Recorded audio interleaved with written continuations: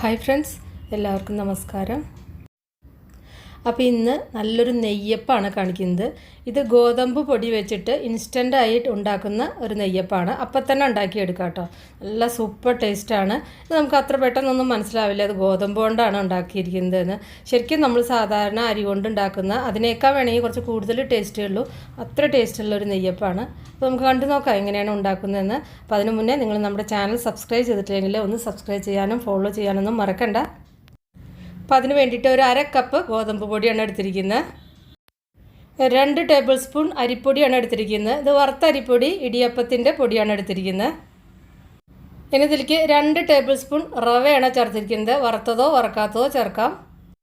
പിന്നെ ഒരു നുള്ള് ഉപ്പാണ് ചേർത്തിരിക്കുന്നത്. ഇനി ഇതിലേക്ക് ശർക്കര പാനിയാണ് ഒഴിക്കുന്നത്.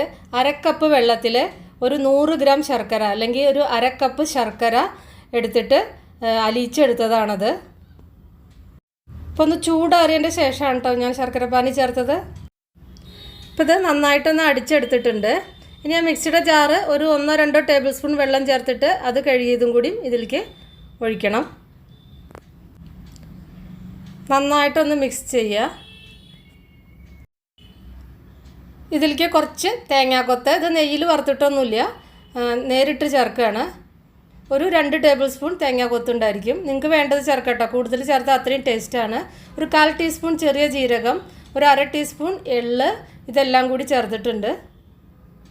ഇതിലേതെങ്കിലും ഒന്ന് നിങ്ങളുടെ കയ്യിൽ ഇല്ലെങ്കിൽ ഉള്ളത് വെച്ചിട്ടും ഇത് ഉണ്ടാക്കാം. പക്ഷെ ഇതൊക്കെ ചേർത്ത് കഴിഞ്ഞാൽ നല്ല രുചിയാണ്. സാധാരണ നെയ്യപ്പത്തിൻ്റെ അതേ രുചി കിട്ടും.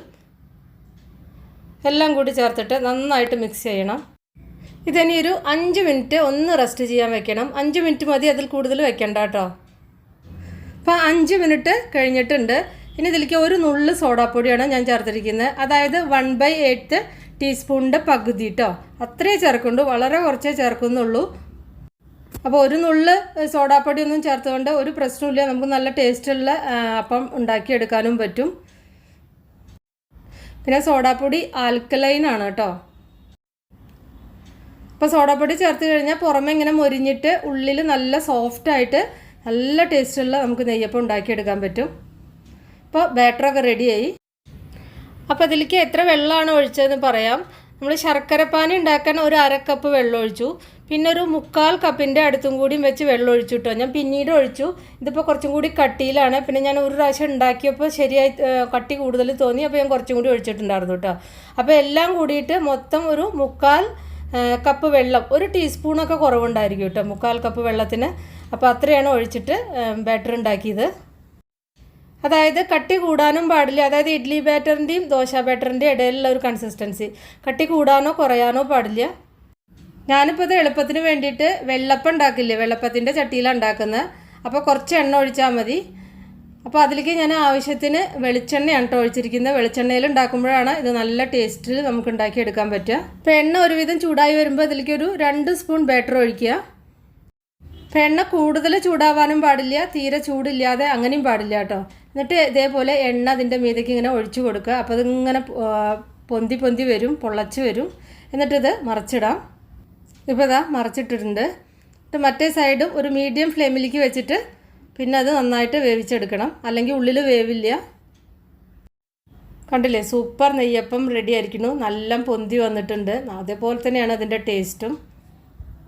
അപ്പോൾ നമ്മൾ ആദ്യം പെട്ടെന്ന് ഒരു 1-2 എണ്ണമൊക്കെ ഉണ്ടാക്കുമ്പോൾ ചിലപ്പോൾ നെയ്യപ്പത്തിൻ്റെ കറക്റ്റ് ഷേപ്പൊന്നും കിട്ടിയില്ല എന്ന് വരും. പിന്നെ നമ്മൾ ഉണ്ടാക്കുമ്പോൾ ആ ഷേപ്പൊക്കെ കറക്റ്റായിട്ട് കിട്ടിക്കോളും. ഒന്നും കൂടി ഒന്ന് ഉണ്ടാക്കി കാണിക്കാം. അപ്പോൾ ഇത് സാമാന്യം നല്ല വലിപ്പം ഉണ്ട് കേട്ടോ. വളരെ ചെറുതുമല്ല, വളരെ വലുതുമല്ല ഈ നെയ്യപ്പം. ഇങ്ങനെ എല്ലാം ഉണ്ടാക്കിയെടുക്കുക. അപ്പോൾ നമുക്ക് സാധാരണ അരി അരയ്ക്കുക അല്ലെങ്കിൽ അങ്ങനത്തെ ബുദ്ധിമുട്ടൊന്നുമില്ല. പിന്നെ ഗോതമ്പ് പൊടി ആവുക കാരണം നല്ല സോഫ്റ്റായിട്ട്, ഉള്ളിൽ നല്ല സോഫ്റ്റായിട്ടും പുറമെ ഇങ്ങനെ മൊരിഞ്ഞ് ആ ഒരു രീതിയിലുള്ള പിന്നെ അപ്പം നമുക്ക് ഉണ്ടാക്കിയെടുക്കാൻ പറ്റും. അപ്പോൾ അപ്പമൊക്കെ റെഡിയായി. ഇനി ഞാനിതൊന്ന് പൊട്ടിച്ച് കാണിക്കാം കേട്ടോ. ഇതിപ്പോൾ ശർക്കര നല്ല ബ്രൗൺ ശർക്കരയാവുക കാരണമാണ് ഇപ്പോൾ ലൈറ്റിൽ ഇതിങ്ങനെ കാണുന്നത് കേട്ടോ. കണ്ടില്ലേ? അപ്പോൾ നോക്കൂ, ഇതിൻ്റെ ഉള്ളൊക്കെ നല്ല പെർഫെക്റ്റായിട്ട് വന്നിട്ടുണ്ട്, നല്ല സൂപ്പറായിട്ട് വന്നിട്ടുണ്ട്. നിങ്ങൾ ഉണ്ടാക്കി നോക്കിയിട്ട് നിങ്ങളുടെ ഫീഡ്ബാക്കൊക്കെ എന്തായാലും അറിയിക്കണം. ഇഷ്ടപ്പെട്ടാൽ ലൈക്ക് ചെയ്യാനും ഫോളോ ചെയ്യാനും ഷെയർ ചെയ്യാനൊന്നും മറക്കരുത്. അപ്പോൾ നമുക്ക് വേറെ ഈസി റെസിപ്പി വീണ്ടും കാണാം. താങ്ക്